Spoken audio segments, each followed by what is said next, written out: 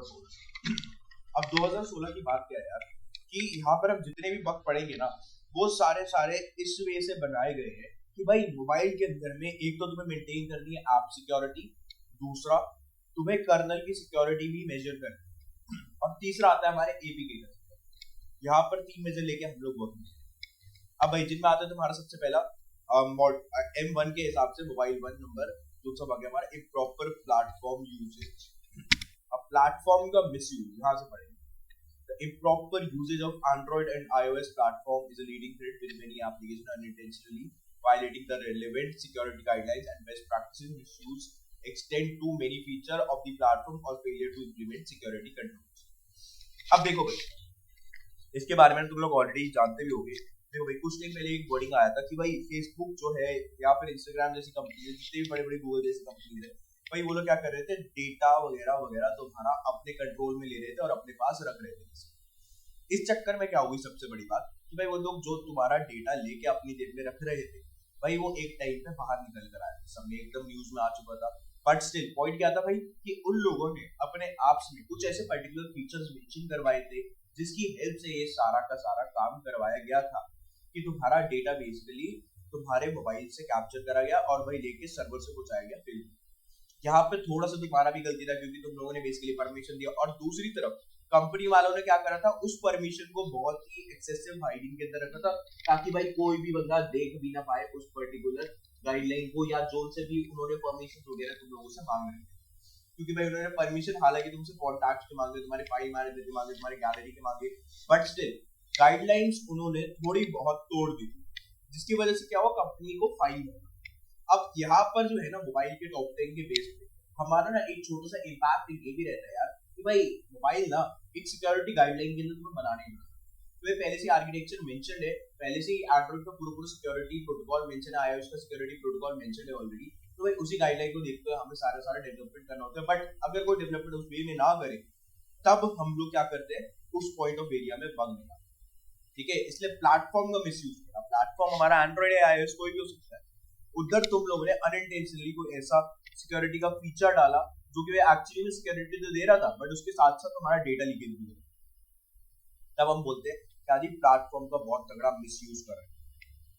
चलो अब यहाँ पे उसके प्रिवेंशन की बात भी कर दी गई है कि भाई सबसे पहली चीज तो डेवलपमेंट की गाइडलाइन के बारे में पता होना चाहिए। इसलिए क्या था कि भाई मैंने तुम्हें सारी गाइडलाइन के बारे में पहले बताया था कि हमारे पास क्या क्या होता है, किस तरीके से एंड्रॉइड सिक्योरिटी वगैरह वर्क करते हैं, क्योंकि भाई ये गाइडलाइन के बारे में पता होना बड़ा इंपॉर्टेंट डेवलपर को, खास तौर पे हमारे को इस वजह से क्योंकि हमें बग पाएंगे। दूसरा यहाँ पे कौन सा मेजर है वो है रिस्ट्रिक्ट फाइल एक्सेस परमिशंस, यानी कि भाई मैनिफेस्ट की फाइल जो सी मैंने तुम्हें लिखाई थी जिसके अंदर सारे डिफरेंट काइंड के परमिशंस मेंशन होते हैं उसके अंदर तुम्हें ये चीज का ध्यान देना होगा कि भाई हर काइंड की परमिशन किसी को भी ना दे, और अगर परमिशन दे भी जा रही है तो भाई उसको पहले से ही चेकआउट कर देते हैं कि भाई परमिशन का एक्चुअली मोटिव क्या है इस पर्टिकुलर वे के अंदर। फिर आया भाई encrypt and store data security. ये तुम्हारे लिए होता है कि भाई तुम्हारे मोबाइल का जितना भी डेटा है उसको आप लॉक से सिक्योर करो। उसको अगर सिक्योर कर रहे हो तो भाई मोबाइल के अंदर थोड़ा सा बड़ा बेटर एन्क्रिप्टर डालो, इसकी हेल्प से क्या होगा तुम्हारा मोबाइल अच्छा खासा मेंटेन कर पाएगा।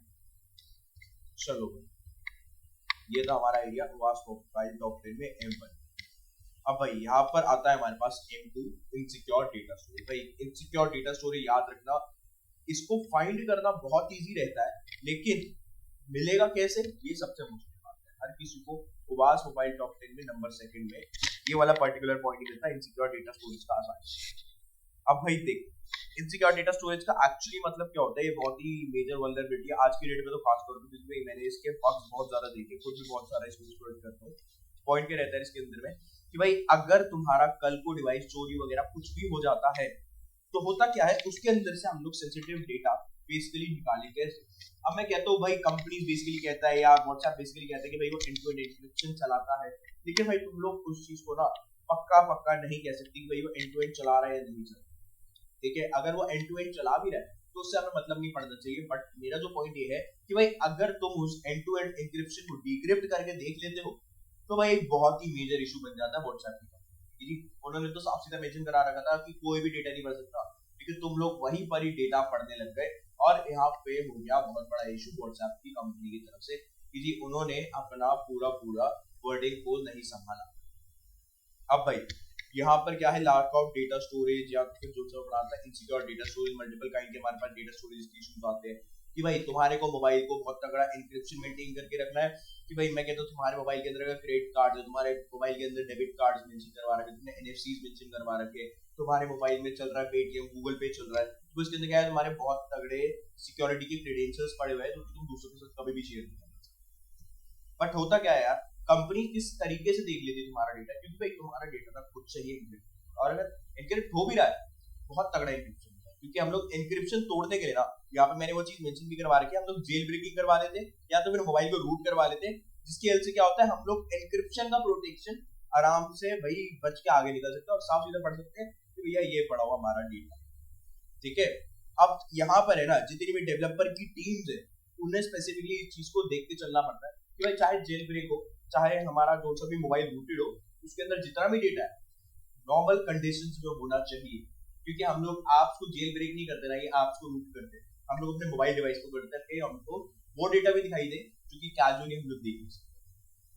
इस पर्पज से हम लोग इनसिक्योर डेटा स्टोरेज का इस्तेमाल करते हैं, क्योंकि यार डेटा स्टोरेज जो है मैंने तुम्हें पहले बताया था कि इंटरनल होती है एक्सटर्नल होती है, बट इतनी नहीं होती यार, डेटा का जितना स्टोरेज होता है बहुत डिफरेंट होता है। जैसे हमारा SQLite का डेटाबेस हो जाता है, हमारी टेम्पररी फाइल का डेटा का स्टोरेज हो जाता है, या तो फिर हमारी एक और की स्टोरेज होती है जिसे हम लोग एक्सटर्नली SD कार्ड में स्पेशली स्टोर करवाते हैं अपने माउंट के फ्लोर, वहां पर भी एक स्टोरेज का ये होता है जहां पर डेटा कभी कभी स्टोर करते हैं बट कैजुअली लोग वहां पे स्टोर करवा देते हैं, ठीक है। इस चक्कर में क्या है इनसिक्योर डेटा स्टोरेज एक बहुत तगड़ी सी वल्नरेबिलिटी होती है, इसका इम्पैक्ट बहुत तगड़ा होता है। इस पर्पज से इसके बारे में भी भाई बहुत अच्छे से एकदम सही तरीके से पढ़े। अच्छा, अब यहाँ पर वही मैंने इम्प्लीमेंटेशन और बचाते कैसे इस पर्टिकुलर कोर्स के बारे में बात करेंगे, भाई अच्छा खासा ऑब्फुस्केशन का इस्तेमाल करना चाहिए, और खास तौर पे भाई जब इनसिक्योर डेटा स्टोरेज चल रहा है तो भाई वहाँ पे तुम्हें बफर ओवरफ्लो जैसी वल्नरेबिलिटीज से भी बचाना होता है कंपनी को। दूसरी तरफ भाई यहाँ पे कैश मेमोरी भी होता है, कैश को कम बनाना है सिस्टम के अंदर, और कैश कम बनेगा तो भाई वहाँ पे डेटा स्टोरिंग कम होगा, क्योंकि भाई अगर हम लॉग्स चेक करें तो लॉग्स के अंदर भी कई बार अपने को डेटा मिल जाता है। अगला आया हमारे पास इनसिक्योर कम्युनिकेशन। अब भाई इनसिक्योर कम्युनिकेशन का बेसिकली मतलब क्या होता है, देखो अब सीन क्या अपने पास यहाँ पे कि हम लोग ना यहाँ पर वर्ब सूट का इस्तेमाल करेंगे, क्या अनसेफ कम्युनिकेशन करो हम लोग इस तरीके से डिनोट करते हैं कि भाई हमारे पास क्या होता है MITM का अटैक, तो अगर कोई भी बंदा MITM का अटैक करता है और वो स्पेसिफिकली डेटा ट्रांसफर जितना भी हो रहा है पोस्ट बेस के मेथड पर हो रहा हो, तो भाई वो जो पोस्ट बेस का मेथड तुमने चलाया अगर उसके अंदर एन्क्रिप्शन ढंग का नहीं हो रहा तो हम लोग अनसेफ कम्युनिकेशन कहते हैं, यानी कि ये जो अनसेफ कम्युनिकेशन है कुछ पर्टिकुलर पैरामीटर्स पे हम करना होता है। जैसे कि भाई हमारी हो गई कौन सी होती है UPI की, अब हमें UPI का क्रेडेंशियल कहीं पर भी सेंड आउट करना है तो भाई उस जगह पे हमें एन्क्रिप्शन की बहुत जरूरत है, अगर हम लोग उस पर्टिकुलर एरिया पे काम ना करें तो बहुत बड़ा इशू, ठीक है। अदरवाइज क्या होगा MITM अटैक के टाइम पे कोई भी बंदा इस चीज को देख सकता है। भाई यहाँ पर भी वही बात करी गई है कि भाई सिक्योर कम्युनिकेशन कैसे करवाना है, यानी कि तुम्हें SSL के सर्टिफिकेट्स लगवाने होते हैं, TLS चलवाना होता है बहुत तगड़ा सिस्टम के अंदर।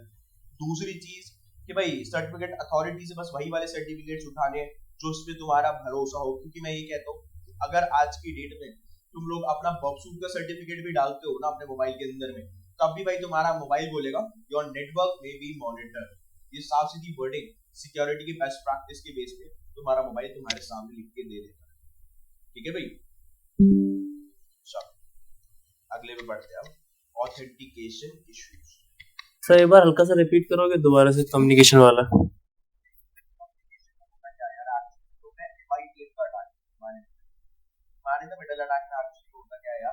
तुम लोग डेटा स्टेप आउट किसी भी टाइप का जहां पर सिक्योरिटी का मेजर ना चल रहा हो वहां का अगर डेटा स्टेप आउट हो जाए तो बहुत बड़ा इशू होता है कंपनी के, क्योंकि कंपनी को जहां पे सिक्योरिटी लगाना चाहिए था ये इनका गाइडलाइन था, क्योंकि आपको सिक्योरिटी मेंशन ही करना है इंटरनेट को सिक्योर बनाने, और उन्होंने करा नहीं तो यहाँ पर उनका बहुत बड़ा इशू आया। हमने क्या करा यार बेसिकली हमने सिर्फ इतना सा करा उस डेटा को स्निफ आउट, और जब स्निफ आउट करा तो हमको क्या मिला कि भैया यहाँ पर कोई भी टाइप का एन्क्रिप्शन नहीं चल, और अगर एन्क्रिप्शन नहीं चल रहा यानी कि हम लोग सारे डेटा प्लेन टेक्स्ट में देख पा रहे हैं, तो बेसिकली हम लोग यहाँ पे क्या करते हैं या तो हम लोग डेटा सारा वायरशार्क में जाके देख लेते हैं, या तो मैं अपने डायरेक्ट एक बॉक्सूट की हेल्प से ये सारा काम करा लेता हूँ कि जी मेरे को ट्रैफिक ही मॉनिटर करना है, मैं बॉक्सूट से सारी ट्रैफिक मॉनिटरिंग करता हूँ, ठीक है। ये था अगला आया भाई ऑथेंटिकेशन इश्यूज या तो फिर इनसिक्योर ऑथेंटिकेशन बहुत ही तगड़ा बग है, बहुत ही मेजॉरिटी वाला बग है। अब इनसिक्योर ऑथेंटिकेशन क्या है यार, देखो इसके अंदर एक्चुअली में अगर मैं तुम्हें सिंपल वे सिनेरियो समझाऊं तो होता क्या है, अब तुम्हारे पास ना व्हाट्सएप के अंदर है, तुम लोग पिन या पैटर्न वाला लॉग लगा सकते हो, ठीक है, और उस पिन और पैटर्न वाले लॉग के बैकग्राउंड में क्या चल रहा है, तुम्हारा सारा डेटा। मेरा पॉइंट क्या रहता है यार, जब मैं ये वाला काम करता हूँ कि भाई इनसिक्योर ऑथेंटिकेशन ढूंढ रहा होता हूँ, तो मेरे को ना सिंपली क्या करना है, उस पिन को बिना हाथ लगाए मेरे को बेसिकली बैकग्राउंड का सारा डेटा दे। बैकग्राउंड का कौन सा डेटा, कि भाई अगर तुम्हारे 10 दोस्तों के मैसेज आ रहे हैं तो मैसेज कहीं ना कहीं तो यार स्टोर हो रहे होंगे, obviously end to end encrypt है, बट पॉइंट वो नहीं है। पॉइंट ये है, क्या मैं बिना पिन को टच कर या बिना पिन को जाने उस बैकग्राउंड के डेटा को सामने की तरफ लेकर आ सकता हूँ? ये बेसिकली हमारा ऑथेंटिकेशन है, ठीक है। यहाँ पर भी लिखा हुआ है insecure authentication come next vulnerability risk before granting access. Mobile apps need to verify the identity of the user. Authentication bypass is often executed by leveraging existing vulnerabilities such as proper validation of service requests done by the mobile apps backend server. Mobile apps need to verify and maintain user identity. यहाँ पर वही बात लिखी भाई जो मैंने अभी कहा, समझ गए बात को। और यहाँ पर क्या है, इसको अगर हम रोकना चाहते हैं तो हमारे को क्या करना पड़ता है, यहाँ पे मल्टी फैक्टर ऑथेंटिकेशन, यानी कि भाई MFA अगर हम लोग लगाते हैं तो एक बारी में हम लोग बाईपास नहीं कर सकते। तो होगा क्या, बेसिकली अगर तुमने पिन भी लगा रखा है तो पिन के बैकग्राउंड पे क्या हो रहा है, तुमसे बेसिकली OTP मांगा जा रहा है कि जी OTP की हेल्प से आपको एंट्री मिलेगी अंदर की तरफ, बट आपको पहले पैटर्न लॉक तो लगाना है। और पैटर्न लॉक लगाया फिर उसके पीछे कई बार ये भी होता है कि भाई पासवर्ड मांगते हैं, पासवर्ड के बाद जाके OTP मांगते हैं कि जी वेरीफाई करवाओ बंदा ओरिजिनल है या नहीं। इस चक्कर में इनसिक्योर ऑथेंटिकेशन बेसिकली एक्सेस दिलवाता है, तुमको लेवरेज पे डालता है कि भाई आप देख सकते हैं डेटा वो जो पर्टिकुलरली आप अलाउड नहीं है, क्योंकि आप इस पर्टिकुलर यूजर के मोबाइल का एक्सेस नहीं लेके बैठे, आप कोई अलग ही अटैक कर। क्लियर है भाई? सर लेवरेज क्या होता है? लेवरेज का मतलब है भाई जो एक नॉर्मल होता था बट अब कोई हाई लेवल का बंदा, नॉर्मल यूजर से रोक नहीं। Oh yes sir. चलो भाई अब आया हमारा पास सफिशिएंट क्रिप्टोग्राफी। भाई मोबाइल के अंदर क्रिप्टोग्राफी के बहुत सारे इश्यूज होते हैं, बहुत सारे इश्यूज होते हैं, तो बेसिकली हम लोग क्रिप्टोग्राफी से रिलेटेड बड़ा इश्यूज पढ़ने वाले हैं। अब पॉइंट क्या रहता है यार क्रिप्टोग्राफी का, कि भाई कंपनी वालों ने अच्छी खासी क्रिप्टोग्राफी नहीं करवाई, यानी कि भाई अच्छा खासा एन्क्रिप्शन नहीं करवाया। अब सेंसिटिव डेटा जो था ना वो साफ सीधा तुम आराम से पढ़ सकते हो और अनऑथराइज एक्सेस भी मिलता है, क्योंकि क्रिप्टोग्राफी का सिर्फ इतना मतलब नहीं है कि भाई तुमने एन्क्रिप्ट कर दिया। क्रिप्टोग्राफी का इतना मतलब ये है कि भाई तुम्हें 3 ट्रायड मेंटेन करनी चाहिए। पहला तो कॉन्फिडेंशियलिटी का, दूसरा आता है इंटीग्रिटी का, तीसरा आता है अवेलेबिलिटी का या ऑथेंटिकेशन। ये 3 ट्रायड मेंटेन करके चलने होते हैं। अगर इनमें से एक ट्रायड भी खराब होता है तो भाई तुम्हारा पूरा क्रिप्टोग्राफी बेकार है। बेटा तो कॉन्फिडेंशियलिटी वाला ब्रेक हुआ तो यानी कि भाई तुम्हारे अलावा किसी और बंदे को भी दिखाई दे रहा है ये जो पर्टिकुलर डेटा जो कि तुम अपने दोस्त को ही सेंड कर रहे थे, यानी कि इसने MIT में अटैक कर दिया। दूसरा आया इंटीग्रिटी। इंटीग्रिटी का एक्चुअली मतलब क्या होगा यहाँ पर, कि भाई जो सा भी तुम्हारा वर्किंग चल रहा था यहाँ पे वो तुम्हारे दोस्त तक कभी पहुंचे नहीं, यानी कि तुम अपने दोस्त को भरोसा कर रहे थे कि भाई उस पर तो डेटा पहुंच ही जाएगा, 100% श्योरिटी जब मैंने भेजा तो पहुंच ही जाएगा, बट कभी पहुंचा ही नहीं बेचारा। वो कहाँ पे चला गया, किसी और बंदे पे चला गया, यानी कि अटैकर पे चला गया, और पूरा लोड जो कि तुम सेंड कर रहे थे उसे प्राइवेट। एक तो हो गया कॉन्फिडेंशियलिटी, एक हो गया इंटीग्रिटी, तीसरा ऑथेंटिकेशन, यानी कि तुम्हारे मोबाइल से वही ऑथेंटिकेटेड यूजर ही डेटा भेजेगा जिसका वो मोबाइल है, तीसरा कोई बंदा नहीं। लेकिन अगर ये वाला ट्रायड भी खराब होता है तो हमारा लैपटॉप क्रिप्टोग्राफी में वो गिर जाता है, ठीक है। हालांकि बहुत इजी होता है इसका एक्सप्लॉइटेशन करना, स्टिल हम लोग ढूंढ के इस चीज को करेंगे कि एक्चुअली। अब भाई इसके लिए क्या करा जाता है, स्ट्रॉन्ग एन्क्रिप्शन बोला जाता है, लेकिन एन्क्रिप्शन तोड़ना हमारा मोबाइल के अंदर सबसे रेगुलर वर्क। दूसरी चीज, यूज रोबस्ट क्रिप्टोग्राफी एल्गोरिथम। अब भाई यहाँ पे रोबस्ट बोला गया तो रोबस्ट का ये मतलब आता है कुछ ऐसी चीजें जो आसानी से खराब ना, ठीक है, या आसानी से उसके अंदर कोई भी फॉल्ट ना आ जाए, ऐसी क्रिप्टोग्राफी एल्गोरिथम्स का इस्तेमाल करना चाहिए। तो भाई क्रिप्टोग्राफी एल्गोरिथम में भी ये लोग स्पेसिफिकली बोलते हैं कि भाई अगर हम लोग MD5 भी लगाते हैं, मिस्टर डाइजेस्ट 5, तो भी हमें ना उसे अराउंड पे 10 टाइम्स यूजेज में लेना चाहिए कि भाई क्रिप्टोग्राफी में कोई इश्यू ना आ जाए, तो तुम 10 राउंड से लगवा दो इस MD5, जिसकी हेल्प से क्या होगा, एन्क्रिप्शन पूरा होगा। ये तो डायरेक्टली SHA-256 का इस्तेमाल करो, इसके अंदर बहुत तगड़े एन्क्रिप्शन बैठते हैं हमारे सिस्टम। सर ये अगेन रिपीट कर दो, ऊपर से निकल गया। है मेरे को ना, बट इंक्रिप्शन तो मैं बहुत देर से बता रहा हूँ कि भाई यार, ऊपर क्या था हमारे पास, सिक्योरिटी स्टोरेज था, हमारे पास क्या था, ऑथेंटिकेशन वाला इशू था, हमारे पास क्या था ऊपर की तरफ में अनसेफ कम्युनिकेशन था। तो बेसिकली ऊपर की तरफ मैंने तीन चीजें बताई, और यहाँ पे फिर से क्रिप्टोग्राफी का इन्होंने अलग से ही पॉइंट डाला। अब क्रिप्टोग्राफी में लोग एक्चुअली क्या को बोलना चाहते हैं कि भाई हमारे पास तीन ट्रायड, कॉन्फिडेंशियलिटी, इंटीग्रिटी और ऑथेंटिकेशन, सीआईए का ट्रायड। पॉइंट क्या रहता है कि अगर इनमें से एक भी ट्रायड खराब हुआ तो तेरा क्रिप्टोग्राफी बिल्कुल ही बेकार है। अब मेरा पॉइंट क्या होता है यहाँ पे कि भाई अगर मैं क्रिप्टोग्राफी करवा रहा हूँ तो मेरे को ना इस क्रिप्टोग्राफी में अपना कॉन्फिडेंशियलिटी का ट्रायड तो सबसे पहले देखना पड़ेगा कि भाई मेरा डेटा कॉन्फिडेंशियल है तो भाई इस तरह मेरे दोस्त पे ही जाए, यानी कि प्राइवेटली उसको सेट करो भाई मेरे हाथ में ही जाएगा, और कोई तीसरा बंदा इसे बैठ के नहीं देख सकता। पहले ट्राइड का ये मतलब था। दूसरे ट्राइड का ये मतलब है इंटीग्रिटी का, कि भाई अगर तूने ये सोचा है कि भाई ये मेरे दोस्त पर जाएगा और वही देखेगा सिर्फ, तो यानी कि ना तू अपने दोस्त पर 100% भरोसा कर रहा है कि भाई वही बंदा देखेगा, कोई तीसरा बंदा देख नहीं सकता। बेसिकली क्या बता रहा हूँ, MITM, ठीक है। और तीसरा क्या है हमारे पास कि भाई अगर ऑथेंटिकेशन है, ऑथेंटिकेशन क्या है, यानी कि भाई तू ही ऑथेंटिकेटेड यूजर है, तू ही वही हेलो हाय का मैसेज भेजेगा, तीसरा कोई बंदा नहीं। समझा? क्रिप्टोग्राफिकल गवर्नमेंट देख, रोबस्ट का एक्चुअली मतलब क्या होता है। अब रोबस्ट जो है ना वो ये है कि भाई तेरा जितना भी डेटा है ना वो ना लाक नहीं करेगा किसी भी चीज में, यानी कि परफेक्टली वर्क करेगा, इसके अंदर कोई फॉल्ट नहीं आया, कोई इशू नहीं है इसके। ये रोबस्ट का होता है, क्योंकि बहुत सारी ऐसी एल्गोरिथम्स होती है जिनको ना तुम लोग क्या कर सकते हो, एक बारी रिवर्स कर सकते हो, और रिवर्स कर लोगे तो साफ सीधा डेटा दिखाई देगा। इसलिए मैंने क्या बताया था, अगर कोई कंपनी MD5 का भी इस्तेमाल करे, मैसेज डाइजेस्ट 5 एल्गोरिथम, तो उसको बेसिकली क्या करना चाहिए, उसे अराउंड में ना 10 बारी ऑब्फस्केट करना चाहिए, यानी कि 10 बारी राउंड लगवाना चाहिए उसी एक प्लेन टेक्स्ट का, जिसकी वो 10 टाइम्स MD5 का इस्तेमाल करे और खुद को इनक्रिप्ट। समझा? हाँ सर। चलो वो रोबस्ट जो होती है उसमें खास क्या होता है, लाइक MD5 से? अब इसके तो कोई इशू नहीं आने वाला। अगर रोबस्ट की बात करो, मैं MD5 बता रहा था, मैं MD5 का ये मतलब था भाई अगर तू इसे जॉनसन रिपर में डालेगा या हाइड्रा में डालेगा आसानी से ब्रूट फोर्स हो जाएगा। अगर सिंगल टाइम का राउंड, अगर 10 टाइम्स के राउंड है ना तो भाई जॉनसन रिपर को भी थोड़ा सा इशू होता है। ओह, so मतलब इनक्रिप्शन अच्छी है उसी। हाँ,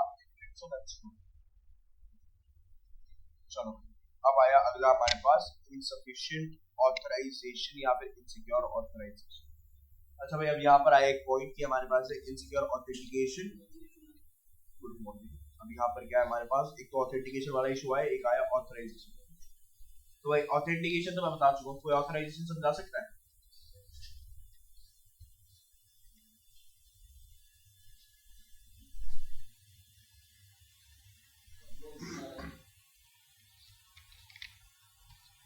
ऑथराइजेशन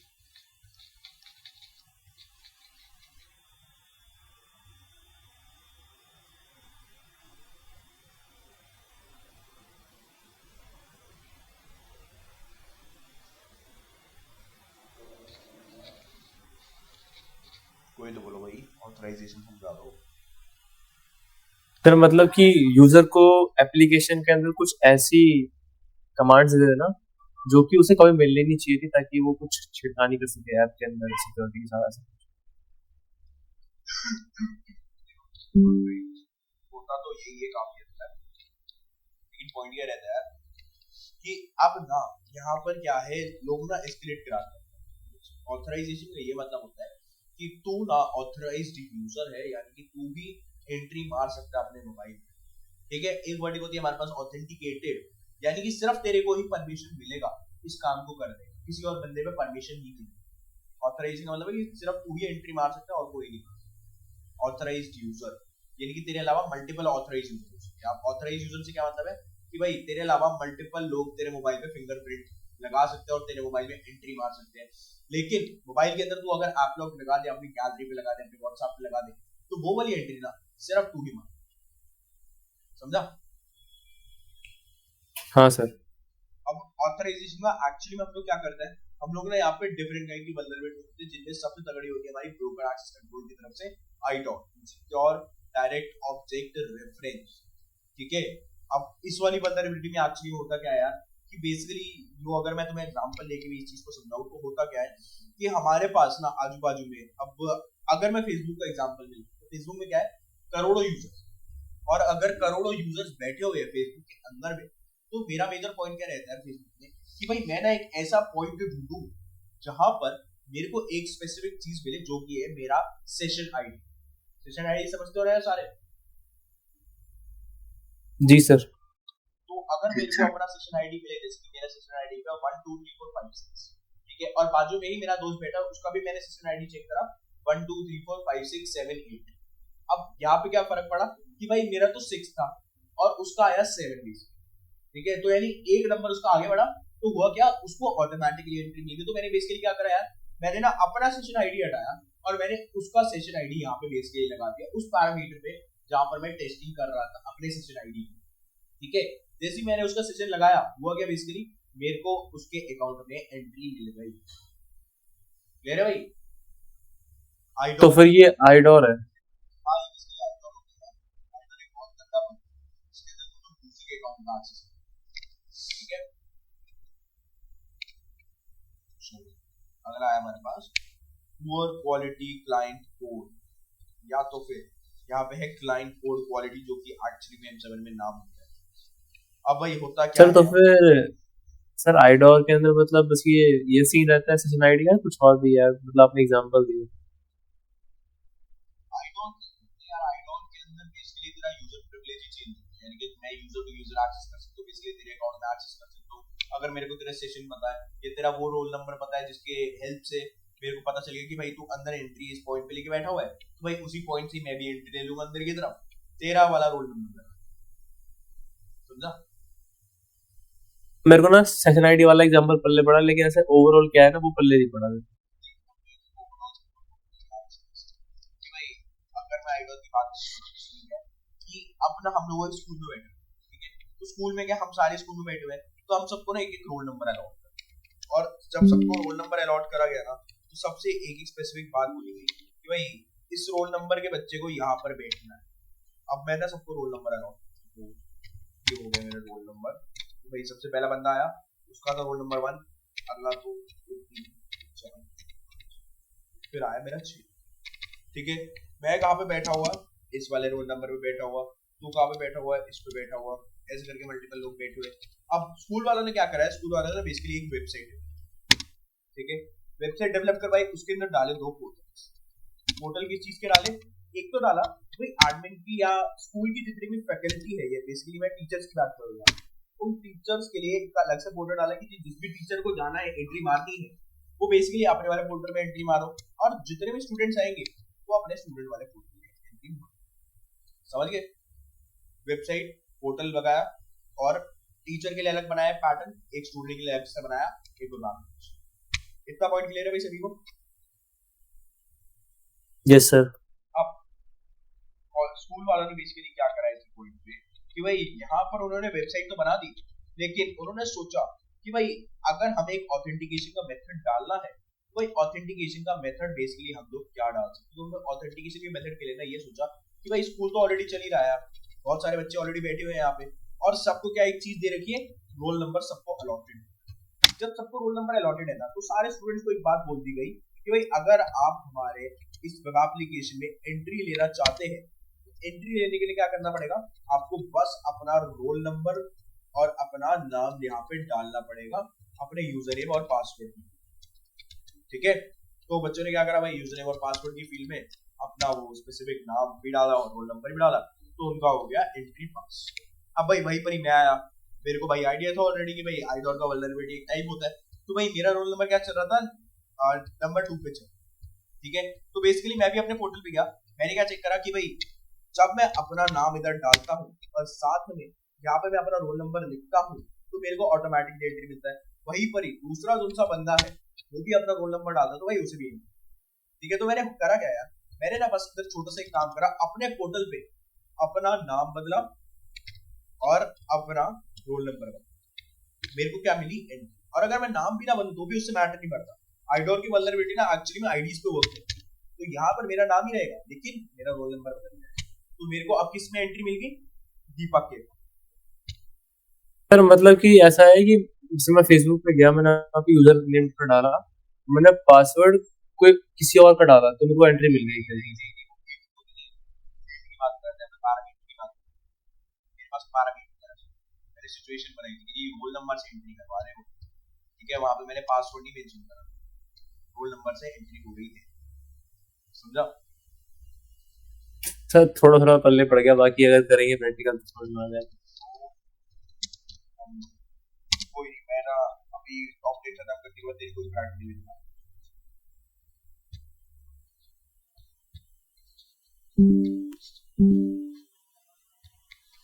चलो अभी कहाँ पे थे हम लोग? पुअर क्वालिटी क्लाइंट कोड, अच्छा क्लाइंट कोड क्वालिटी, चलो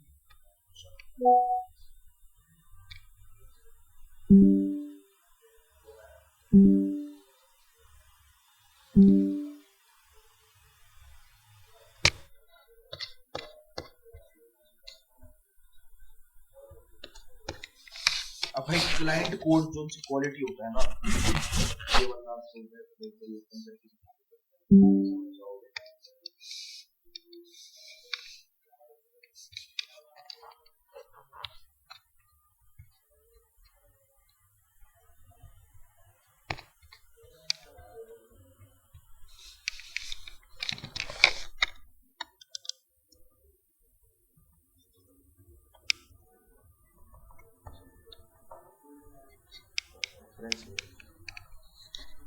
चलो कोई नहीं यार, मैंने तुम्हें ऐसे समझा देता हूँ। देखो अब होता क्या है यार, ये जो पर्टिकुलर बन है ना, यहाँ पर गलती से लोग छोटे मोटे काम की गड़बड़ करते हैं यार। गलती क्या होती है यहाँ पे आखिर में कि भाई मैंने तुम्हें स्टार्टिंग में बताया कि मोबाइल के अंदर है ना जावा लैंग्वेज बहुत ज्यादा इस्तेमाल, और जब जावा लैंग्वेज बहुत ज्यादा इस्तेमाल करी जाती है ना, तो कई बार ये लोग एक पर्टिकुलर चीज का इस्तेमाल करते हैं जिसे हम कहते हैं जेएनआई। जेएनआई बेसिकली क्या था? जावा नेटिव इंटरफेस। अभी जो हमारा जावा नेटिव इंटरफेस है ना, ये तुम्हारा बेसिकली हेल्प करने वाला है इस चीज के अंदर कि अगर तुम कोई सेकेंडरी लाइब्रेरी लगा रहे हो या अटैच कर रहे हो या हुक कर रहे हो अपने पूरे पूरे कोड के साथ, बेसिकली लाइब्रेरी की चीज की सी लैंग्वेज की लाइब्रेरी तुमने कनेक्ट करवा दी कि भाई मैं जावा में तो कोड कर ही रहा था, बट मुझे साथ साथ मेरा एक सी लैंग्वेज की कोडिंग की भी जरूरत पड़ी, तो मैंने दोनों दोनों को कनेक्ट कर। अब यहाँ पे पॉइंट क्या बैठा यार कि सी लैंग्वेज ना बहुत ही ज्यादा एक प्रॉब्लम करती है। बहुत सारे डेवलपर्स एक छोटी मोटी गलतियों में एक बहुत बड़ी गलती कर जाते हैं क्या कि भाई वो अपना अच्छा खासा कोडिंग भी लिखते हैं और कोड के अंदर सबसे बड़ा इशू ये डाल देते हैं कि भाई कोड मेरा ये मेंशन कराएगा कि भाई आपको कितना डेटा लेना है। यानी कि अभी मैं तुम्हें जो समझा रहा हूँ ना कि भाई मोस्टली डेवलपर क्या करेंगे कि अगर वो लोग एक यूजरनेम और पासवर्ड का एक पैरामीटर क्रिएट करते हैं और इस यूजरनेम पासवर्ड के पैरामीटर क्या करते हैं, वो लोग बेसिकली अपनी पूरी पूरी वैल्यूज डलवाएंगे, लेकिन उन्होंने ना एक चीज मेंशन करवाई कि भाई 25 कैरेक्टर इसके अंदर मैक्सिमम लिए जा सकते हैं, ठीक है। उन्होंने ये चीज मेंशन करा दी कि अभी हमारे जितने भी मेटा कैरेक्टर्स हो गया तो भाई अपने पास जितनी वैल्यूज डलेगी इसके अंदर वो सिर्फ 50 कैरेक्टर तक की स्ट्रिंग बनाएगी, उससे ज्यादा लेंथ नहीं लेगी। अगर इससे ज्यादा लेंथ लिया तो होगा क्या, बेसिकली एप्लीकेशन क्रैश होगा। और क्रैश का यहाँ पे क्या मतलब रहता है कि हमारा जितना भी मेमोरी है वो क्या होगा, बेसिकली करप्ट होगा। और जब मेमोरी करप्ट होता है तो उसे डायरेक्टली बोलते हैं डॉट। मेमोरी करप्शन हुआ है आपका तो आपके ऊपर एक डॉट को अटैक करेगा, जिसकी वजह से क्या हो रहा है, अब आपका जो सा भी एप्लीकेशन है वो रन नहीं हो रहा। और जब रन नहीं होता ना तो हम लोग बेसिकली इस चीज को क्या बोलते हैं, बफर ओवरफ्लो का। और बफर ओवरफ्लो का अटैक जो है ना वो सबसे ज्यादा किस चीज की तरफ हमें लेके जाता है, एक रिमोट कंट्रोल एग्जीक्यूशन के वक्त, ठीक है। तो कभी भी हमें किसी मोबाइल के अंदर ये दिखाई देता है कि भाई उसी लैंग्वेज का इस्तेमाल करें, या तो हमें कोई भी टाइप का पैरामीटर दिखाई दे जैसे यूजर पासवर्ड हो गया, तो हम लोग ना इनके ऊपर बेसिकली ये ट्राई करते हैं। अगर 25 कैरेक्टर की लेंथ है तो मैं क्या करूंगा, वहां पे रैंडमली इतने सारे कैरेक्टर्स डाल दूंगा और तब तक डालता रहूंगा कि वो एप्लीकेशन क्रैश ना हो। और एक बार क्रैश हो गई तो मेरा काम पूरा होगा, ठीक है। तो मोटा मोटा मेरा काम क्या रहता है कि मेरे को ना एप्लीकेशन को पूरा क्रैश करवाना है, और मैंने अगर क्रैश करवा दिया तो मेरा काम खत्म है। क्योंकि भाई क्रैश का डायरेक्ट एक मतलब निकल के आता है कि आपने ना मेमोरी करप्ट कर दी। मेमोरी करप्ट का मतलब है आपका रैम फुल हो चुका है, और जब रैम फुल हो रहा है तो होता क्या है, आपने एक डॉस का अटैक करा उस एप्लीकेशन के ऊपर। जब डॉस का अटैक हुआ तो उससे रनिंग एनवायरनमेंट बंद हो गया, जिसे हम डायरेक्टली बफर ओवरफ्लो की वल्नरेबिलिटी मिला, जिसकी हेल्प से एक्चुअली अराइज क्या होता है, एक रिमोट कंट्रोल। क्लियर है भाई? पुअर कोड क्वालिटी, किसको कोई डाउट इसमें? नहीं सर। अच्छा, रिवर्स इंजीनियरिंग में ऑलरेडी बता चुका हूं, कोई बताएगा?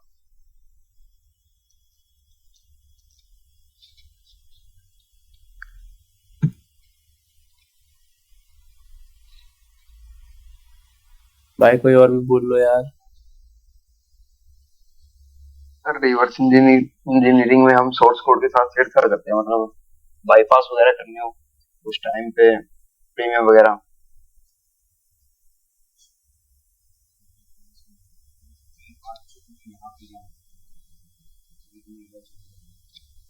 फिर इशू क्या है यहाँ पे सबसे बड़ा कि भाई तुम्हें ना एक चीज दिखाई देती हुई कई सारी एप्लीकेशन में, जिसे हम कहते हैं एक मॉड एपीके। सुना मॉड एपीके? जी हाँ सर, सर। उसमें प्रीमियम बाईपास होते हैं।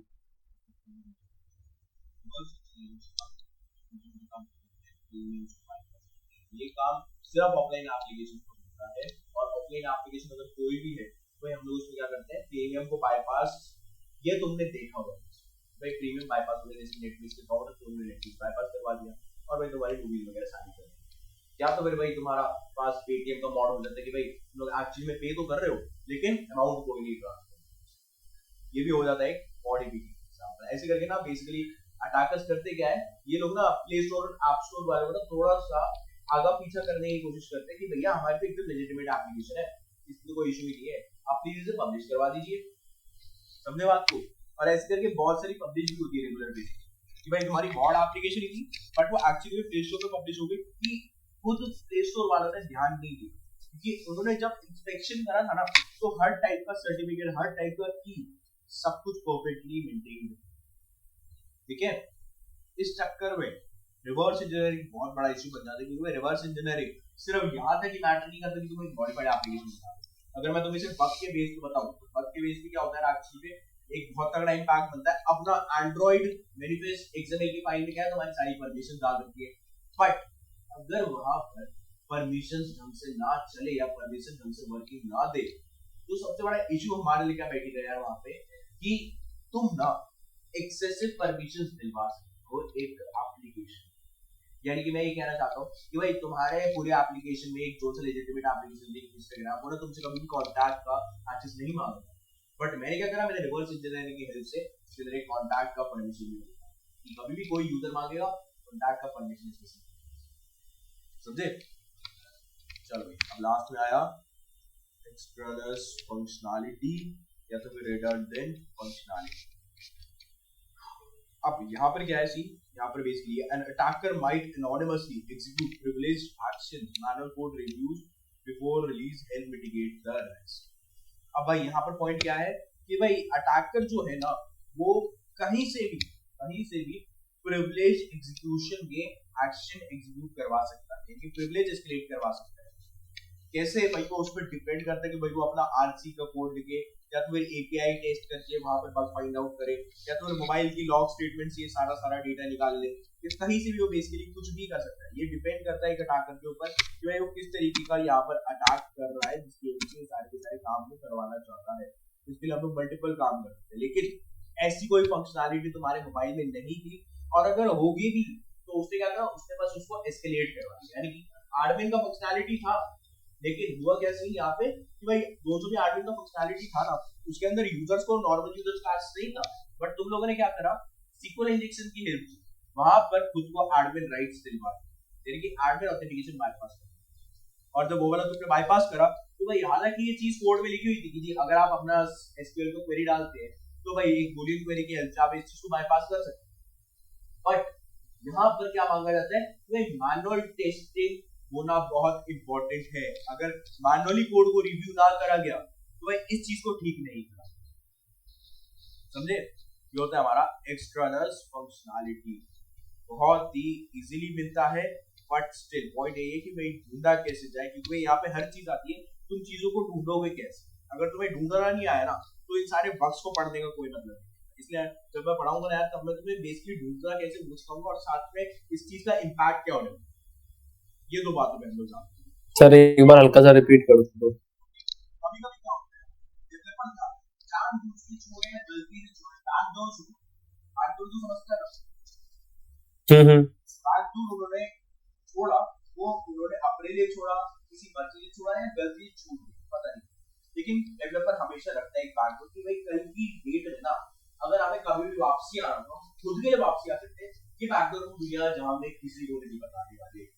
ठीक है, तो जब किसी को बताया नहीं भाई, तो ये उनकी मर्जी की तरफ से हो गया। अब ये होती है एक टाइप का एक्सटर्नल फंक्शनैलिटी। लेकिन याद रखना, ये जो एक्सटर्नल फंक्शनैलिटी है ना, इस चीज को ठीक करने के लिए क्या करा जाता है, तो कंपनी का बेटा वर्जन निकालती है। बेटा वर्जन इस चक्कर में निकालती है कि भाई वो ना अभी तक परमानेंटली रिलीज नहीं करा गया, अभी प्रोडक्शन स्टेट में ही। और उसी टाइम पे ना एनवायरनमेंट बना के आप लोग ये टेस्ट करते हैं कि भाई कहीं से कोई बैकडोर तो नहीं निकल के आ रहा है, और अगर बैकडोर निकल कर आ रहा है तो हमें उस चीज को ठीक करवाना है। तो ये एक्सटर्नल फंक्शनैलिटी होती है, वहां पर कोई परसेंटेज की जरूरत नहीं यार, लेकिन जानबूझ के डाला गया या मजबूरी डाला गया, कोई भी चीज बस डाल दिया गया किसी तरीके से, ठीक है। These weaknesses can typically be exploited by hackers from their system directly without requiring any participation from regulators. अब यहाँ पर वही बात आ गया कि जब डेवलपर ने डाल रखा है बैकडोर, और हमें तो मिल गया है क्योंकि मोबाइल के अंदर बहुत कॉमनली बैकडोर दिखाई देते हैं, लेकिन अगर मुझे बैकडोर दिखता है तो मैं उस बैकडोर की हेल्प से अपने आप यहाँ से कैसे रिमोट कंट्रोल लूँ उस पर्टिकुलर मोबाइल का, जो कि काफी दूर है, क्योंकि भाई वहां पे मेरे को कोई यूजर की एक्सेस की कोई जरूरत नहीं, फिर बस इतना चाहिए मोबाइल डिवाइस या